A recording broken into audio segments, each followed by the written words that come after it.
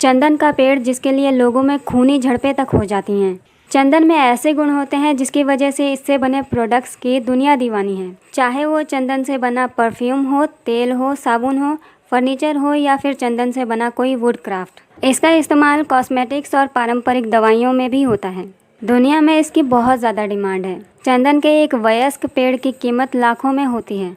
और आइए जानते हैं चंदन की और भी कई सारी खास बातें।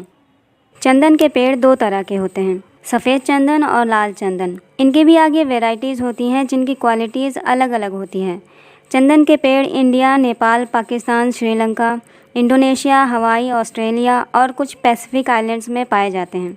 चंदन के एक पेड़ को काट के देखेंगे तो नज़र आएगा कि ये दो हिस्सों में है। ऊपरी हिस्सा सैपवुड और अंदरूनी हिस्सा हार्डवुड कहलाता है। ये हार्डवुड ही चंदन का मेन पार्ट होता है। इसकी वजह से ही चंदन के पेड़ इतने इम्पॉर्टेंट होते हैं और इसी से ही सारी महंगी चीज़ें बनती हैं। सफ़ेद चंदन का हार्डवुड क्रीमी कलर का होता है और उसमें गजब की खुशबू होती है। वहीं लाल चंदन का हार्डवुड सुर्ख लाल कलर का होता है और काफ़ी भारी होता है। चंदन के पेड़ में ये हार्डवुड 8 से 10 साल बाद ही बनना शुरू होता है और करीब 20 साल बाद पूरी तरह से विकसित हो जाता है।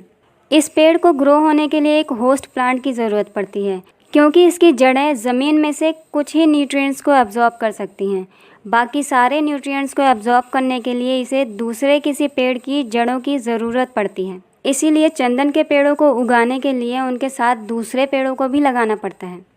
चंदन के पेड़ वैसे तो इंडिया के अलावा और भी कई देशों में मिलते हैं, लेकिन बेस्ट क्वालिटी का चंदन सिर्फ इंडिया में ही मिलता है, वो भी सिर्फ साउथ इंडिया में। पहले बात करते हैं सफ़ेद चंदन की। सफ़ेद चंदन साउथ इंडिया में काफ़ी अच्छे से ग्रो होता है। यहाँ पर इन पेड़ों को उगाया भी जाता है और ये पेड़ यहाँ के जंगलों में अपने आप भी उगते हैं। भारत के बाकी हिस्सों में जैसे कि नॉर्थ इंडिया या नॉर्थ ईस्ट इंडिया में इन पेड़ों को लोग खुद उगाते हैं और इनसे कमाई करते हैं। लेकिन बेस्ट क्वालिटी का सफ़ेद चंदन कर्नाटका के मैसूर में मिलता है। यहीं से चंदन से बना एक मशहूर प्रोडक्ट भी आता है जिसका नाम है मैसूर सैंडल सोप। इसे खुद कर्नाटका सरकार की कंपनी ही बनाती है। चंदन की खुशबू कई दशकों तक रहती है और ऐसी खूबी किसी और पेड़ में नहीं मिलती। दुनिया के बेस्ट परफ्यूम्स में चंदन के परफ्यूम्स भी आते हैं। अब बात करते हैं लाल चंदन की। तो इसका हार्डवुड लाल रंग का होता है और काफ़ी मजबूत होता है, इसीलिए इससे फर्नीचर और आर्ट पीसेस बनाए जाते हैं। भारत में लाल चंदन सिर्फ साउथ में ही मिलता है क्योंकि जो मिट्टी और एनवायरनमेंट लाल चंदन को ग्रो होने के लिए चाहिए वो सिर्फ साउथ इंडिया में ही मिलती है। आंध्र प्रदेश के जंगलों में लाल चंदन को ग्रो होने का बेस्ट एनवायरनमेंट मिलता है, इसीलिए इन जंगलों में मिलने वाला लाल चंदन बेस्ट क्वालिटी का होता है। साउथ इंडिया के अलावा लाल चंदन श्रीलंका और म्यांमार में भी मिलता है। लाल चंदन की डिमांड सबसे ज़्यादा चीन और जापान में है।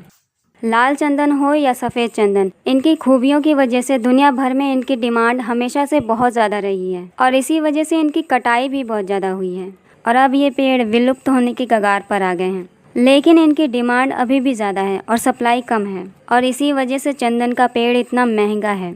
यही वजह है कि चंदन पर कानून बनाया गया है।